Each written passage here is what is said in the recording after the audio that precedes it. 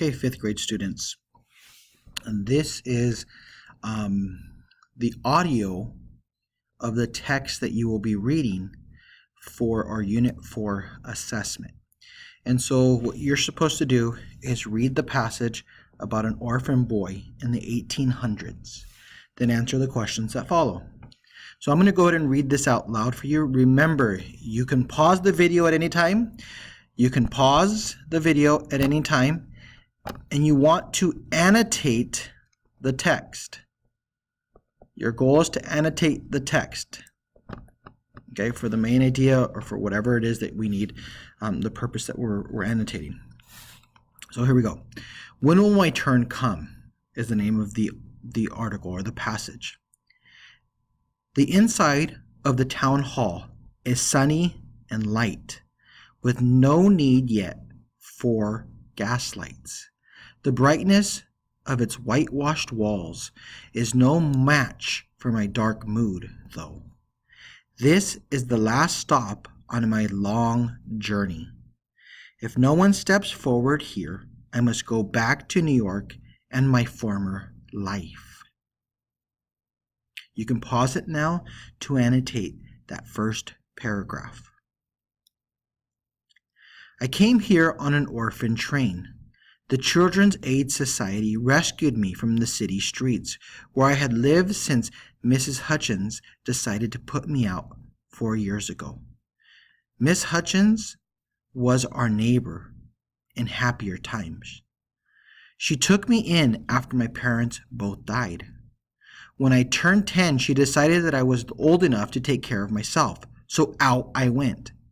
Sometimes I was able to make a little money opening carriage doors and carrying packages. Those were good days because I could buy food. I never earned enough for a bed, though.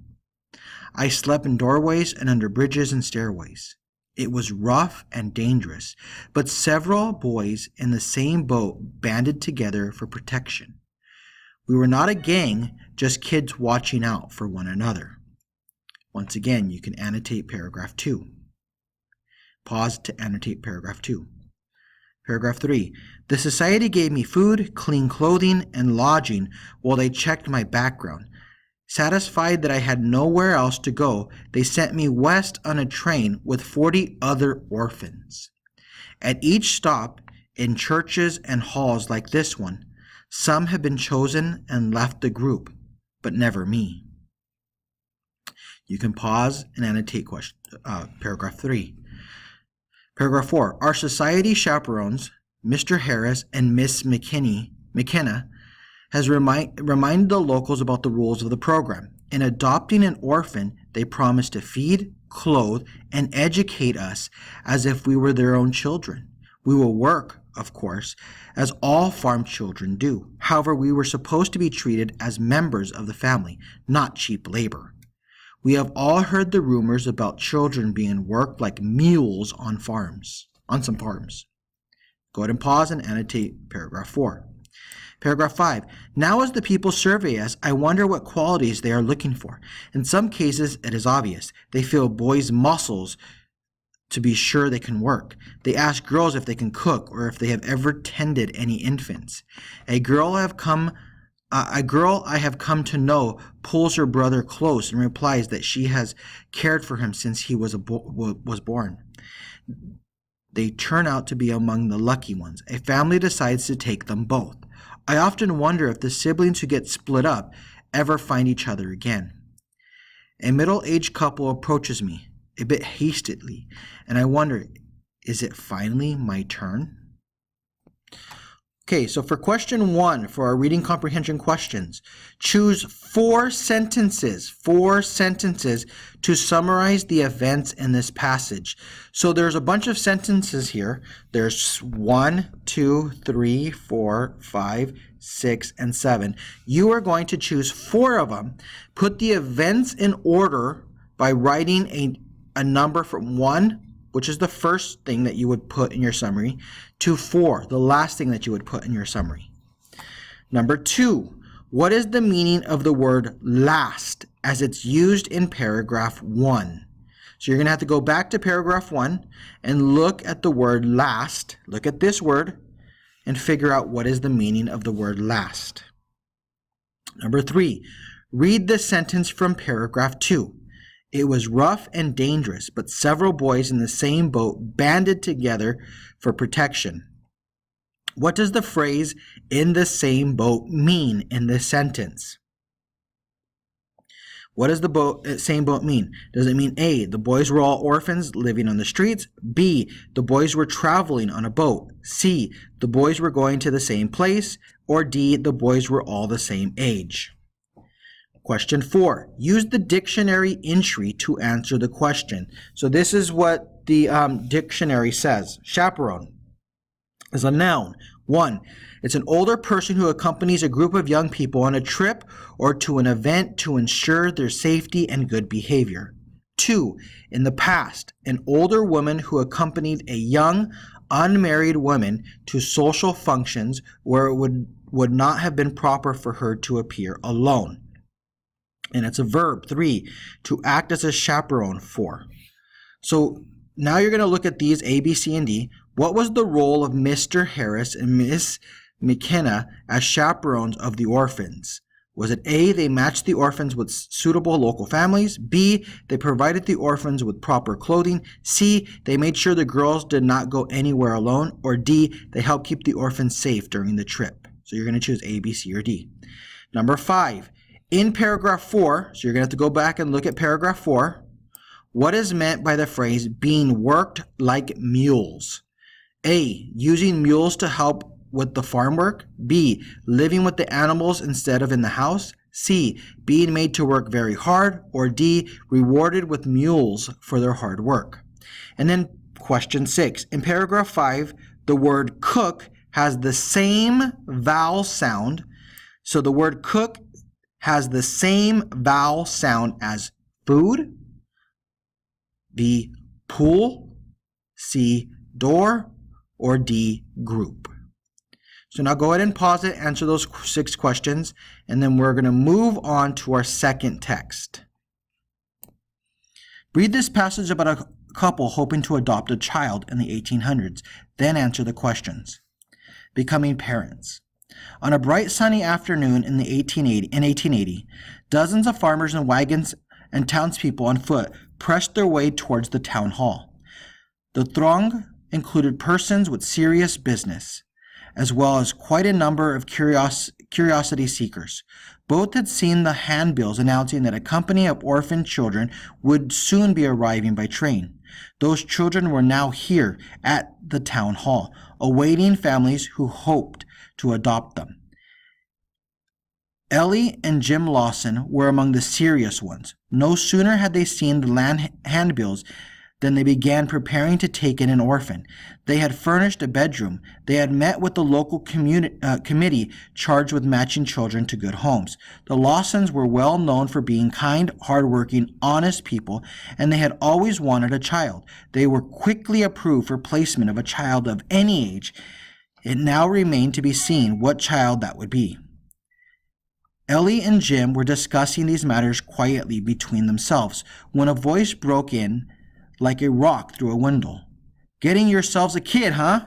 Mr. Hamilton, who owned the next farm to theirs, continued. "Me too. I need another worker, and I figure an orphan's a sight cheaper than a hired hand." Ellie was horrified to hear such words spoken about a child. Jim, having also heard the remarks, resolved to let the committee know. Inside at the front of the hall stood a dozen children, mostly teens, but also a few younger. Shockingly young, Jim thought.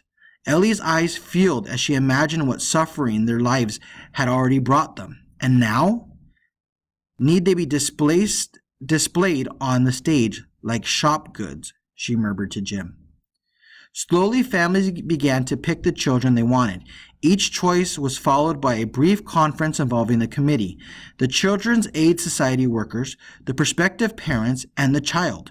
Apparently, no orphan met Mr. Hamilton's standards. Ellie and Jim spotted him leaving alone. "Well, thank heavens for that," commented Jim. "Now, Ellie, what about us? Do you find our child up there?" Ellie had been gazing upon one boy near the end of the row. He looked to be about 14, though small for his age. She had seen him give a pat to a little boy as that child and an older girl, apparently his sister, went off with the family. Ellie did not recognize. The expression on his face, a combination of deep longing and an absence of hope, tugged at her heart. She turned and said, "Yes, there he is, Jim. That's our boy." So now you're going to answer comprehension question 7, and 7 has 2 parts. This question has 2 parts. First, part A, and then part B. Part A, which sentence best describes the narrator in this passage?